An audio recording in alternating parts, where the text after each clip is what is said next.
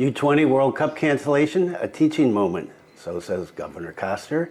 And no foreign villages in Bali, say police and law and human rights ministry. Stay tuned for details.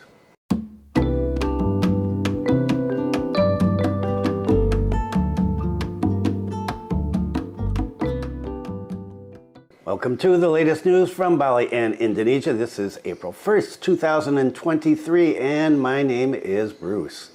And it is April 1st, and I was tempted to put some clickbait title on this as a joke, but I thought, with the climate the way it is these days, that is the political, cultural climate, I could end up getting deported if somebody didn't understand the joke, so I'm going to stick with the basics as usual. What is the weather like today? Wow, it's been raining the last couple of days and really rained last night. Rain and wind, and my balcony is a mess. Right now it is cloudy, 32 degrees, and it is steamy, 74% Fahrenheit, 74% humidity, and the wind speed is 19.4 kilometers per hour. It could rain again today. Come on, dry season, let's go. And I hope the weather is a little better wherever you are. Okay, first off, the U-20 World Cup cancellation. Okay, I'm not a soccer fan, so I have not been following this, but it is everywhere in the news, in the local news, in the international news, in the national news. So we got to talk about it. U-20 World Cup cancellation is teaching moment for PHRI, Republic of Indonesia, Bali governor.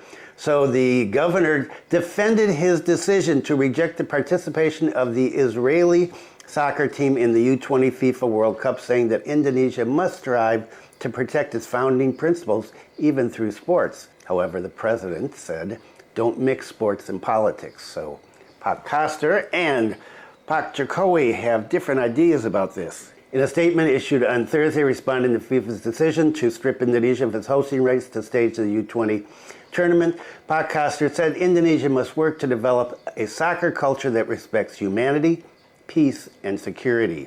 He said FIFA's decision to remove Indonesia as the host of the U-20 World Cup should be a teaching moment for all of us that Indonesian soccer must be built as part of the nation's supremacy. I'm not sure exactly what that means. He continued, I appreciate the hard work to have the U-20 tournament staged here without the participation of the Israeli team, adding that FIFA should also remove Israel from the list of countries qualifying for the tournament.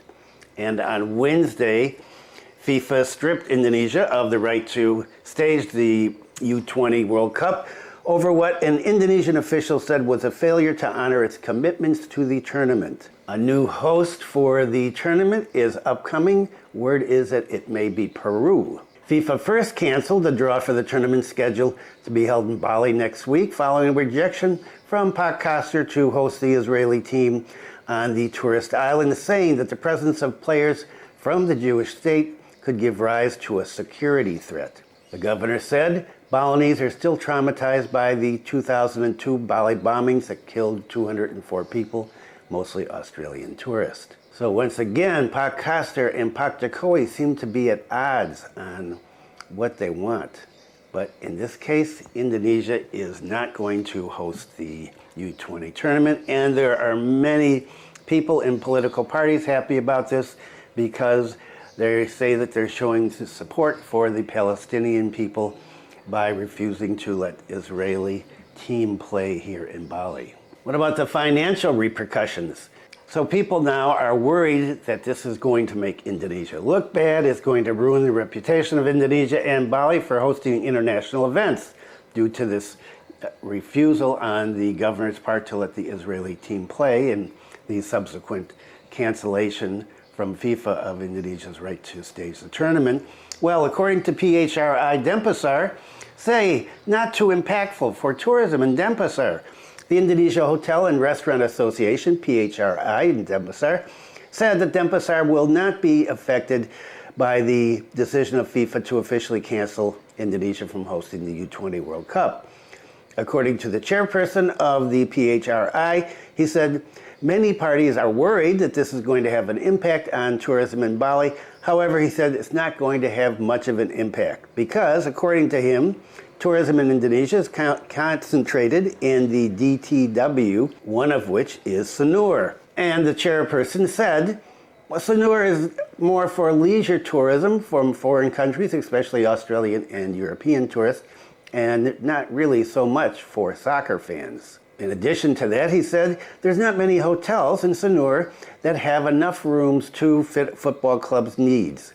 And so the chairperson of PHRI says, yeah, it's not going to really impact us here. However, today, I just saw an article come out today, Pak Sandiaga says losses could reach 3.7 trillion rupiah. And he said he's afraid that this will damage Bali's reputation as a host for international events. So some different ideas about how the U-20 cancellation is going to affect Indonesia and Bali specifically. And so on to the next story. And you remember one video or two videos ago, I was talking about the Deputy Governor said that there are foreign villages here in Bali. Well, the Bali Regional Police and the Ministry of Law and Defense are firm, saying there is no foreign village in Bali. More government officials contradicting themselves. Surprise, surprise. The head of public relations of the Bali Police emphasized that currently the number of foreign and domestic tourists coming to Bali is increasing. Okay, we all know that. However, he denied the existence of a Caucasian village or a Russian village in Bali. He said there are no Caucasian villages in Bali. We must be grateful that many foreign tourists have arrived and have not committed any violations. What? The news has just been full of violations recently. I love the perspectives on these things. However, he said, police are investigating the deputy governor's comments, and they said absolutely no tourist villages. The spokesperson for the police said later, if tourists commit violations, they will be dealt with strictly according to legal procedures in Indonesia. He said, if you commit a violation, we will definitely cooperate with immigration and will take firm action. If they come for a tour, we're grateful. The head of the regional office of the Ministry of Law and Human Rights said the same thing. He said, it's not true that there are settlements of foreigners in Bali. He said, so there's no foreign villages in Bali. It's just that there are certain areas that are included in the private area category. As an example, he mentioned a villa dominated by a certain foreigner community. However, he said that it's likely that many foreigners may violate public order, including the laws and norms that apply in Indonesia, but he said, it's possible that before they entered Indonesia, they being these tourists, whoever they are, they were carried away by their psychological condition in their country of origin. Okay, is that an excuse? I guess he's making an excuse.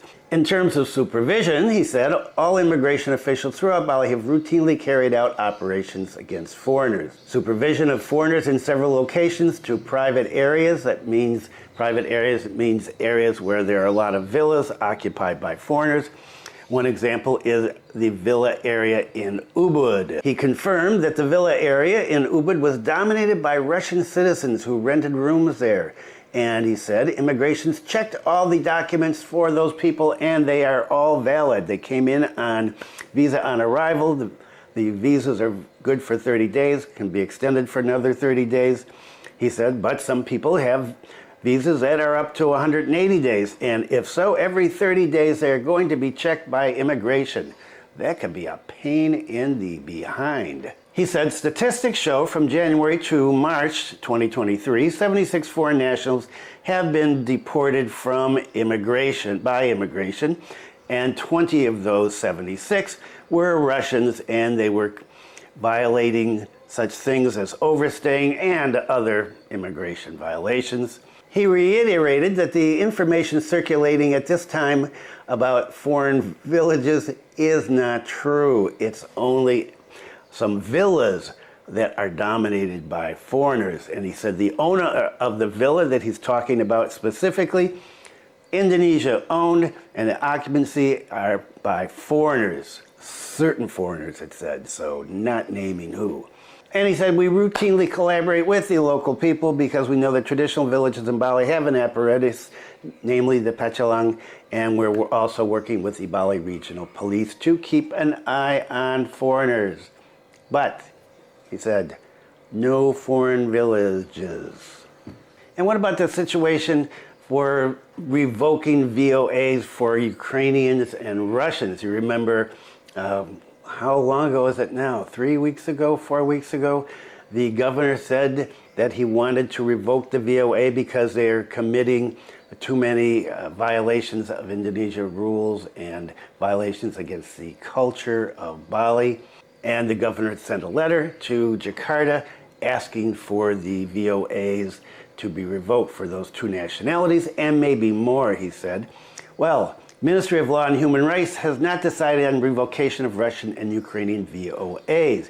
Now, there had been news, talk in social media that this had already been decided on a couple of weeks ago. But apparently, according to the Ministry of Law and Human Rights spokesperson, not true. They have not made a decision yet. The Minister of Law and Human Rights, Yasona H. Lawley, said that the governor has sent a letter and we must decide on it together with the ministries of institutions. In the near future, I will invite the Ministry of Foreign Affairs, the Ministry of Tourism, the Ministry of Transportation, the Coordinating Ministry for Maritime Affairs and Fishery, the Regional Government of Bali, ASITA, and PHRI, and we will get together and make a decision. However, he said, according to reports he's received, it's not only Russians and Ukrainians that are acting up, but there are other foreigners as well. Moreover, he said, most foreigners visiting Bali are from Australia. Therefore, this whole thing needs to have a joint and comprehensive discussion about Pak Koster's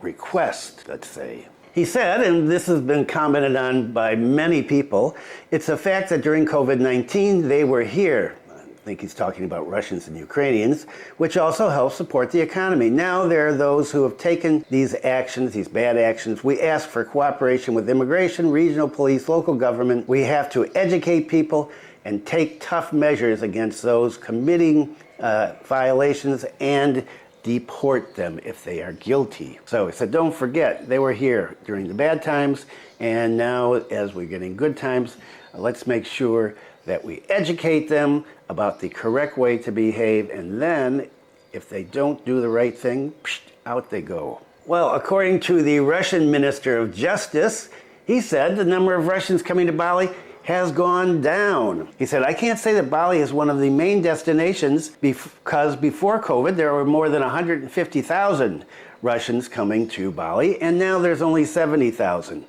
He said, we can see that the number has actually decreased from before COVID. Additionally, he said he has to consider the friendship between the two countries, Russia and Indonesia, and therefore his party is obliged to do anything so that tourists who come here can double in number in the future. That's going to make a lot of people happy. Of course, he said, all foreign nationals who come to Indonesia must comply with the law here. So if they break the law, they can be processed according to the law in Indonesia, regardless of their country of origin. And all this was said during a meeting where they were agreeing on extradition procedures for transnational criminals. So Russia and Indonesia have signed an agreement so that they can do a quick deportation for people that are on the run internationally. And just recently, somebody from Belarus was arrested, international criminal fleeing, and was caught here in Bali. So we're talking about all of these, bules behaving badly, of course, and a lot of people in the government are saying, oh, this is terrible, it's going to ruin the reputation of Bali, it's just awful, makes things look bad. This is happening everywhere in the world, tourists behaving badly. They're called bules in the other countries, but it's happening all over Europe. There was an American guy who drove his car down some steps or into a restricted area, ancient area, and destroyed some old foundations. A lot of stuff going on around the world of badly behaved tourists. This is just one aspect of mass tourism. You get bozos and they do stupid stuff. Well, this is interesting because when I saw this, I thought, okay, so the focus here recently has been on the Russians. As I said in the last video, the fairly or unfairly, the Russians have been in the spotlight. Well, what about Amsterdam? Amsterdam asked wild young male British tourists to stay away. Okay, it's the Brits. Amsterdam is asking young British men to stay away if they plan to visit the city to cut loose and go wild. They have a new online campaign to tackle nuisance tourism that was launched this week. It targets visitors between the ages of 18 and 35. If British tourists search online for terms such as stag party Amsterdam, cheap hotel Amsterdam, or pub crawl Amsterdam, a video advertisement will appear warning them of the consequences of drinking too much, taking drugs, or causing trouble through antisocial behavior. One video shows a drunk young man being arrested. The accompanying text says, "Coming to Amsterdam for a messy night, plus getting trashed, plus €140 fine, plus criminal record equals fewer prospects." It adds, "So coming to Amsterdam for a messy night, stay away." Another video shows an unconscious person being rushed to the hospital in an ambulance with the text that reads, "Coming to Amsterdam to take drugs, plus lose control, equals hospital trip, plus permanent health damage, equals worried family." It continues, "So coming for drugs to Amsterdam, stay away." Visitors will remain welcome, but not if they misbehave and cause nuisance. In that case, we as a city will say, "Rather not. Stay away," said the deputy mayor. Amsterdam is already taking lots of measures against excessive tourism and nuisance, and we are taking more measures than other large cities in Europe, he said. But we have to do even more in the coming years if we want to give tourism a sustainable place in our city. He said he wants to keep the city livable, and they have to choose restriction instead of irresponsible growth. Tourists from EU countries could be next. The Stay Away campaign may expand later in the year to include visitors from the Netherlands and other EU countries who have the potential to cause a nuisance, according to local authorities. Amsterdam will also launch a How to Amsterdam campaign this month, aimed at visitors already in the city. Through social media and street signs, tourists will be warned about drunkenness, causing too much noise, buying drugs from street dealers, and the ban on urinating in public. The City Council is also in talks with bachelor party providers to work out how they can reduce nuisance tourism in the city center. And it's awaiting research results on the possibility of applying a tourist tax. Last month, Amsterdam announced a ban on the use of marijuana on the street and several restrictions on alcohol use in the red light district, where about 10 to 15% of the city's tourist industry is based. This year, the city is expected to receive more than 18 million overnight visitors. Wow, 18 million. We get 6 here in Bali. So, other countries, they got problems with tourists too. There's just a lot of bozo tourists, like I said. You want to stay away from the bozo tourists? Find a nice place in Bali where there aren't any tourists and live there. But don't invite your friends, because then you get another tourist bubble. And just to show that it is not only foreign tourists behaving badly that are in the spotlight, Niluh Djelantik reports FS is a person, to the Bali police, poses with middle finger at Ulun Danu Batur temple. Okay, I didn't talk about this when this happened. I don't know if this was in February, so a month and a half ago or so. And Indonesian put her finger up at the temple up in Batur and said some nasty things apparently about people up in Kintamani. And Niluh Djelantik, the entrepreneur and social activist who is always in the middle of these things, it seems, she is involved in this. So 2 days ago, she visited with the Bali police about this issue, and she was accompanied by a number of colleagues and a resident of Batur village in Kintamani. She was reporting the owner of a Facebook account with the initials FS. On this occasion, Niluh Djelantik explained FS was reported for alleged defamation. She said, "We've come to the Bali Regional Police to submit a report on an alleged insult by someone FS. The alleged insult was related to our holy place, and there were several additions to her remark which were also very insulting and very demeaning to the dignity as Balinese. The reason is that FS is said to have uploaded a photo in the style of raising the middle finger in the temple area in Kintamani. Not only was she posing impolitely, but also uploaded the photo onto a Facebook account, and she was asked to remove it by Niluh Djelantik, and she refused to do it. And so Niluh Djelantik asked for a mediation with her. Apparently she came, but it did not go well because during the middle of the meeting, she took off. So, because the mediation didn't go well, Niluh Djelantik took the next step and went to the police to report this. And meanwhile, a resident of South Batur, Iwan Budiarta, said that his presence at the Bali police station was to assist Niluh Djelantik in making the complaint. When asked about FS's behavior on social media, Budiarta admitted that the behavior on the Facebook account really hurt the hearts of the people of Batur. Budiarta hopes that the police will follow up on the complaint according to the applicable procedure. My hopes, he said, are like a legal process. It means let the law judge. This will be handed over to the authorities. And so you got to be careful about what you do here, especially in these days. There is just a lot of stuff going on, a lot of people on edge, and if you say something and you put it on social media and it's taken the wrong way, well, you could be in some trouble. So what's the best thing to do? Be polite, follow the rules, lay low, go along, get along. And good news, DPRD Buleleng says happy 419th birthday to Singaraja. Yeah.